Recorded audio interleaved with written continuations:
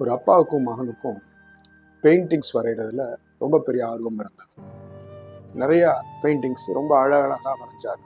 அவங்களுடைய பெயிண்டிங்ஸ்க்கு அந்த ஊரில் வந்து ஒரு மிகப்பெரிய கிரேஸ் இருந்தது, மிகப்பெரிய ஒரு ஆர்வம் இருந்தது. அவங்க எந்த பெயிண்டிங்ஸ் வரைஞ்சாலும் அது ரொம்ப அதிகமான விலைக்கு விற்கப்படக்கூடிய அளவுக்கு அவங்க பெயிண்டிங்ஸ்க்கு அவ்வளோ பெரிய மதிப்பு இருந்தது. இந்த மகனுக்கு இராணுவ பணியின் மேலே ஒரு விருப்பம் இருந்தது. அதனால் திடீர்னு இராணுவத்தில் அவனுக்கு வேலை கிடைத்த உடனே அவன் இராணுவத்திற்கு போயிடுறான். மிலிட்ரியில் போய் பணியாற்றி கொண்டிருக்கும் போது ஒரு யுத்தம் வருகிறது. அந்த யுத்தத்தில் அவன் இறந்து போயிடுறான். அந்த இறந்து போன உடனே தகப்பனுக்கு விஷயம் தெரிவிக்கப்படுகிறது. மகன் மேலே ரொம்ப பாசம் அப்பாவுக்கு. அதனால் மகனுடைய இழப்பை அவரால் தாங்க முடியல. ரொம்ப மனமடிவாகி வாழ்க்கையில் ரொம்ப நொந்து போய் உட்கார்ந்துருக்கிற சமயத்தில் ஒரு நாள் அவருடைய காலிங் பெல் அழைக்கப்படுகிறது. போய் கதவை திறந்து பார்த்தா ஒரு வாலிபன் அங்கே நின்று கொண்டிருந்தான். அவர் சொல்கிறார், அந்த பெரியவரை பார்த்து சொல்கிறான், ஐயா, நான் இராணுவத்திலேருந்து வருகிறேன். நான் உங்கள் பையனோட பணியாற்றி கொண்டிருந்தவன். உங்கள் கூட கொஞ்சம் பேசுகிறதுக்காக, உங்களுக்கு நன்றி சொல்கிறதுக்காக நான் வந்திருக்கிறேன்னு சொன்னோன்னே ரொம்ப கனிவாக அவன் வீட்டுக்குள்ளே கூட்டிகிட்டு போய் உட்கார வச்சு அவனோடு கூட பேசுகிறார். பேசும்போது அவன் சொல்கிறான், ஐயா, நான் வேறு யாரும் இல்லை, என்னை காப்பாற்றுற முயற்சியில் தான் உங்கள் பையன் உயிர் திறந்தார். எனக்காக தான் அவர் உயிரை கொடுத்தார்.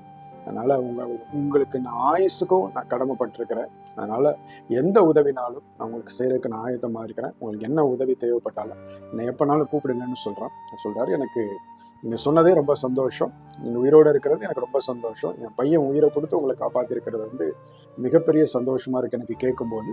அதனால் நான் தேவைப்பட்டால் நான் உங்களை கூப்பிட்றேன் தம்பி அப்படின்னு சொல்கிறாரு. சொல்லும்போதே அவன் தன்னுடைய பையிலேருந்து ஒரு கிஃப்ட் ரேப்பரை எடுக்கிறான், கிஃப்ட் பேக் எடுக்கிறான். அந்த கிஃப்ட் பேக்கை அவர்கிட்ட கொடுக்கும்போது அது பெரிய நீளமான ஒரு கோலை போல் இருந்தது. அதை திறந்து பார்த்தா அதுக்குள்ளே ஒரு அழகான பெயிண்டிங் இருந்தது. அந்த பெயிண்டிங் அந்த பையனுடைய பெயிண்டிங்காக இருந்தது. தன் மகனுடைய உருவம் அதில் அசல் அப்படியே பொறிக்கப்பட்டிருந்தது. நான் சொன்னால், ஏன் உங்கள் மகன் நல்ல வரையக்கூடிய திறமை உள்ளவன் என்பது எனக்கு தெரியும். அதனால் அவன்கிட்ட இருந்து இதை நான் கற்றுக்கிட்ட விஷயம்தான். அவனுடைய மரணத்திற்கு பின்பாக அவன் நினைவாகவே இருந்தபோது இதை நான் வடித்தேன். இப்படி நான் அவனை வரைஞ்செடுத்தேன். இதை உங்ககிட்ட கொடுக்கணும்னு எனக்கு ஆசை. அதனால் நான் உங்ககிட்ட இதை கொடுக்குறேன்னு ரொம்ப சந்தோஷமாக இந்த பெயிண்டிங்கை வாங்கி வச்சு அந்த அப்பா அதுக்கு ரொம்ப மனதார நன்றி சொல்கிறார். சரி, அந்த மகன் பிரிஞ்சு செஞ்சுட்டான். கொஞ்ச நாளில் தகப்பனுக்கு ரொம்ப வயசாகி உடல் நலம் இல்லாமல் போய் அவர் கவனிப்பாரற்று இருந்து மரித்து விடுகிறார். இவர் மரித்துட்டாருன்னு அந்த ஊரில் இருக்கிற எல்லாருக்குமே தெரிய வந்த உடனே அவங்களுடைய பெயிண்டிங்ஸை பற்றி ஊரெல்லாம் பேச்சு வந்தது. அவங்க நிறைய பெயிண்டிங்ஸ் வச்சுருப்பாங்களே, அந்த பெயிண்டிங்ஸ் எல்லாம் வந்து நம்ம வாங்கலாமே அப்படின்னு சொல்லும்போது அந்த பொருட்கள் எல்லாம் அந்த ஊரில் இருக்கிற ஒரு பொருட்காட்சி வந்து தத்தெடுத்து அதை ஏலத்திற்கு விட்டு அரசாங்கத்திற்கு அந்த பணத்தை கொடுக்கலாம் என்று சொல்லி அவர்கள் தீர்மானிக்கிறார்கள். ஸோ ஒரு ஏலம் வந்து ஆர்கனைஸ் பண்ணுறாங்க. ஆக்ஷன் ஆர்கனைஸ் பண்ணும்போது அந்த ஆக்ஷனில் நிறைய பேர் அந்த ஊரில் இருக்க கோடீஸ்வரர்லாம் வந்து பங்கு பெறுறாங்க.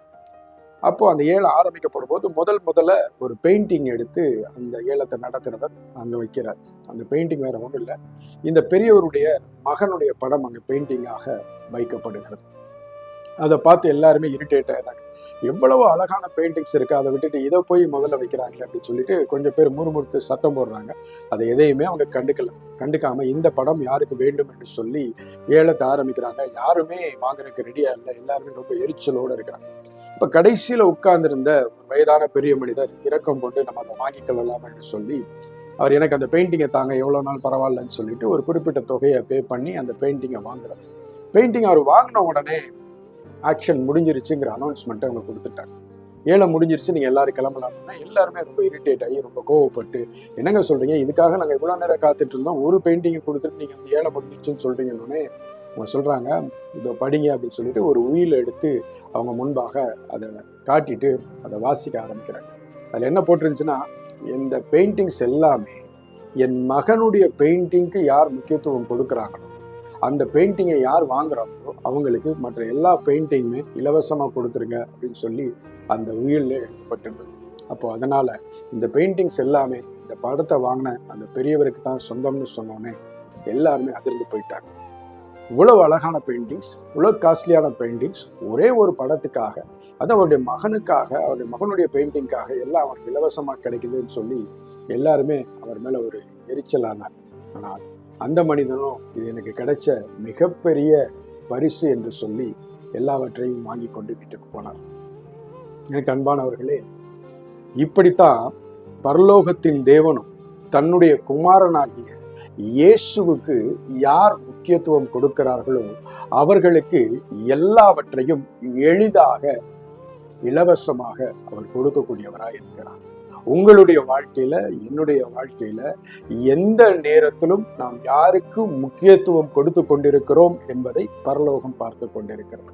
நீங்க வேலையில பிஸியா இருக்கலாம், எந்த இடத்துலையும் நீங்க பிஸியா இருக்கலாம். உங்க வாழ்க்கையில நீங்க வாழ்க்கையை தொடங்குவதற்கு முன்பாகவும் சரி, அன்றைய நாள் பொழுது தொடங்குவதற்கு முன்பாகவும் சரி, பொழுதுல போய்கொண்டிருக்கும் போதும் சரி, ஒருத்தருக்கு முக்கியத்துவம் கொடுக்க வேண்டும் என்பது உங்க மனதின் ஆழத்துல எப்போதும் இருக்கும் என்றால், அந்த நினைவை பார்த்து பரலோகம் நிச்சயமாய் சந்தோஷப்படும். பிதாவாகிய தேவன் நிச்சயமாய் சந்தோஷப்படுவார். நீ இயேசுவுக்கு கொடுக்கிற முக்கியத்துவம் பரலோகத்துல உனக்கான முக்கியத்துவத்தை அதிகரிக்கும் என்பதுல மாற்று கருத்து இல்லை. உன் வாழ்க்கையில நீ எதுலையுமே தோற்றுவிடக் கூடாது என்கிற எண்ணம் உனக்கு இருக்கும் என்றால், ஒரு காரியத்தை செய், இயேசுவுக்கு எல்லா நேரத்திலும் முக்கியத்துவத்தை கொடுத்துப்பார்.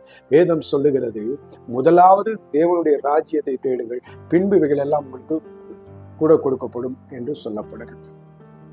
தேவனுடைய ராஜ்யம் என்பது இயேசுவை தேடுவதுதான் தேவனுடைய ராஜ்யம். நிச்சயமாய் சொல்லுகிறேன், நீங்கள் இயேசுவுக்கு கொடுக்கிற முக்கியத்துவம் உங்க வாழ்க்கையில உங்களை வேற லெவலுக்கு கொண்டு போய் விட்டுவிடும். கர்த்தர் நிச்சயமாய் உங்களை எல்லாருக்கும் முன்பாக உயர்த்தி அழகு பார்க்கிறவராக இருக்கிறார். நிச்சயமா சொல்றேன், உங்க வாழ்க்கையை அவர் மேன்மைப்படுத்துவார், ஆசீர்வதிப்பார் என்று இயேசுவின் நாமத்தில் உங்களை பார்த்து நான் சொல்லுகிறேன். God bless you. கர்த்தர் உங்களை ஆசீர்வதிப்பாராக. ஆமென்.